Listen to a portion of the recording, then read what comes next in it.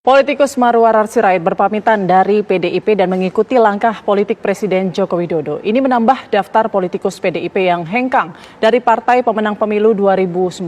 Ada apa sebenarnya di balik ini semua? Kita sudah bersama dengan Marwar Sirait. Selamat siang, Bang Ara. Siang, Putri. Baik, Bang Ara, mungkin bisa dijelaskan alasan kemudian mundur dari PDIP dan apa sebenarnya maksud pernyataan Bang Ara soal mengikuti langkah politik Presiden Joko Widodo? Nah, ini bagian yang penting ya, supaya tadi kan Anda minta tanya kenapa saya memilih untuk mengikuti langkah Pak Jokowi. Kalau tidak saya jelaskan tadi, nanti ya mesti ada penjelasan tadinya dulu, Putri. Ya, jadi tentu saya melihat justru sosok Bung Karno itu yang memperjuangkan rakyat kecil itu ada pada figur Bapak Jokowi. Buktinya apa? Dia dari bawah.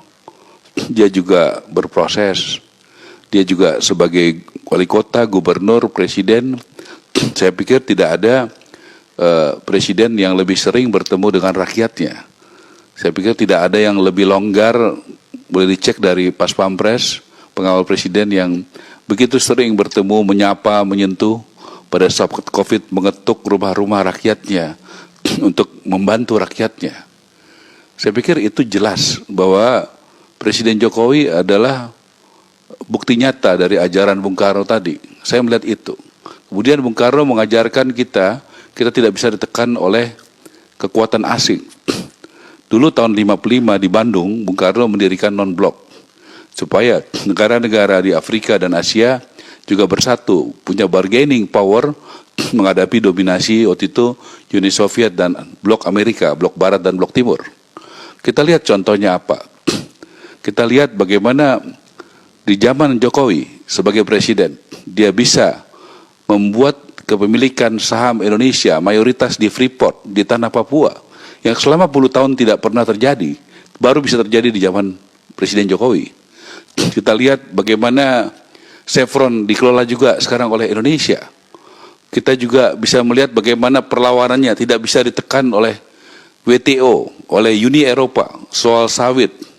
Ya, bagaimana juga soal nikel, soal tambang.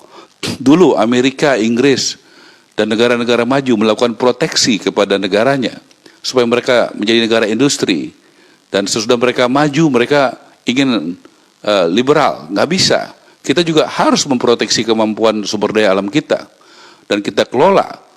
Ya, baru kita juga bisa menuju seperti negara mereka. Kenapa kita nggak boleh maju?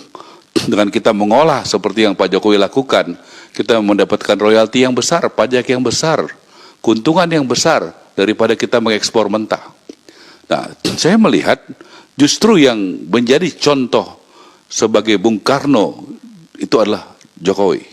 Dari tadi bagaimana kepeduliannya kepada anak kecil, memberikan anggaran desa, bagaimana perhatiannya turun ke bawah, keliling Indonesia. Saat ini ya Bang Ara ya. Maaf, durasi kita terbatas, tapi Anda melihat sosok Bung Karno ini ada di sosok Jokowi, begitu ya Bang Ara. Tapi kalau untuk pernyataan Anda tersebut, apakah ini bisa dibilang ataupun aksi Anda atau sikap Anda pamit dari PDIP, apakah bisa dibilang sebagai sinyal dari suasana kebatinan Presiden Jokowi? Saya kemarin sebelum datang ke DPP Perjuangan berdiskusi dengan Pak Jokowi, ya, soal mafia sepak bola. Kebetulan saya diminta menjadi ketua Satgas dan bulan lalu kami bersama ketua PSSI, Pak Kapolri, juga dengan Pak Asep dari ketua Satgas mafia bola melakukan langkah-langkah nyata dengan menangkap beberapa tersangka dan juga dengan barang bukti yang lengkap. Kemudian juga kita berbicara juga banyak hal soal olahraga dan sebagainya. Saya mengenal Pak Jokowi dari tahun 2000, sekitar 2006-2007 ya, waktu wali kota Solo. Jadi hubungan kami sangat baik. Kalau orang sudah baik dekat itu, kita batinnya dekat. Ya, saya yakin dengan approval rating yang paling tinggi di dunia. Mungkin berapa bulan lalu itu yang paling tinggi itu Narendra Modi dari India. Ya, tapi sudah kalah dari Pak Jokowi. Pak Jokowi 75-80%. Mungkin bisa lebih lagi. Bayangkan 8 dari 10 orang di Indonesia percaya kepada beliau, pilihan beliau, langkah beliau. Ya, hanya sekitar 2 dari 10 yang tidak percaya. Saya pikir saya bagian dari 10 orang itu, dari 8 dari 10 orang itu, yang 75 sampai 80% yang percaya dengan langkah-langkah Pak Jokowi. Dia membawa kerukunan.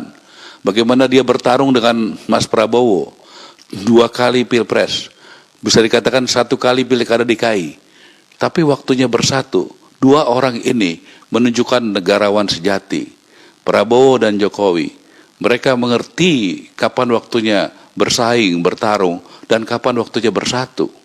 Dan pada saat, saya harus mengatakan apa adanya, pada saat ada di DPR, saya tahu persis tidak pernah partainya Pak Prabowo, Gerindra itu tidak mendukung langkah Presiden Jokowi. Baik.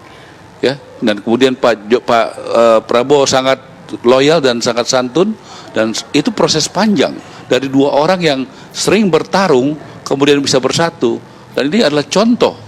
Coba bayangkan kalau politisi di Indonesia hanya berpikir bertarung, konflik. Mari kita belajar dari Jokowi dan Prabowo yang mengerti waktunya bertarung dan bersatu.